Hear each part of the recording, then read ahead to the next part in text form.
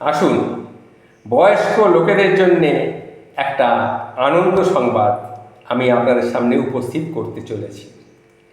সেটা কি না, বিজ্ঞানীরা এমন ছোট ছোট মাইক্রো এবং ন্যানো রোবট তৈরি করার কাজ করছেন, যেটা ভবিষ্যতে যে কোনো অস্ত্রোপচার ছাড়াই রক্তনালী থেকে কোলেস্টেরল পরিষ্কার করতে পারবে।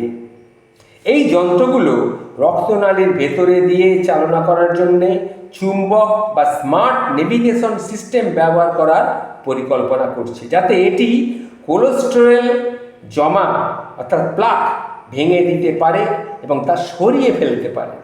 একাধিক গবেষণায় ল্যাবরেটরির পরিবেশ এবং প্রাণীর উপর পরীক্ষায় ইতিবাচক ফল কিন্তু পাওয়া গেছে। এসব প্রযুক্তির মধ্যে রয়েছে স্পাইরাল মানে ঘূর্ণায়মান আকৃতির মাইক্রো রোবট, চুম্বক নিয়ন্ত্রিত ন্যানো শর্ম এবং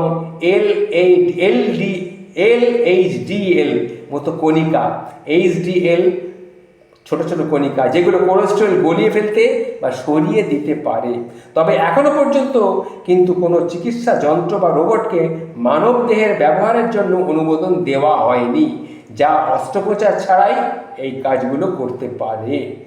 এই যে প্রযুক্তি, এই প্রযুক্তি এখনো গবেষণা এবং প্রাক ক্লিনিক্যাল পর্যায়ে রয়েছে, অর্থাৎ এটি এখনো শুধু পরীক্ষাগারে প্রাণীর উপরেই পরীক্ষা হচ্ছে, মানুষের উপরে কিন্তু নয়। তবে খুব শিগগিরই আশা করি এটা মানুষের উপরেও প্রয়োগ করা হবে। তখন আমরা বয়স্ক মানুষ, যাদের আমাদের শরীরে কোলেস্টেরল প্রতিনিয়ত জমা হচ্ছে, আমরা কোলেস্টেরল নিয়ে খুবই চিন্তিত, হার্টের ব্লকেজ হচ্ছে, তাদের জন্যে এটা সুখবর হলেও হতে পারে।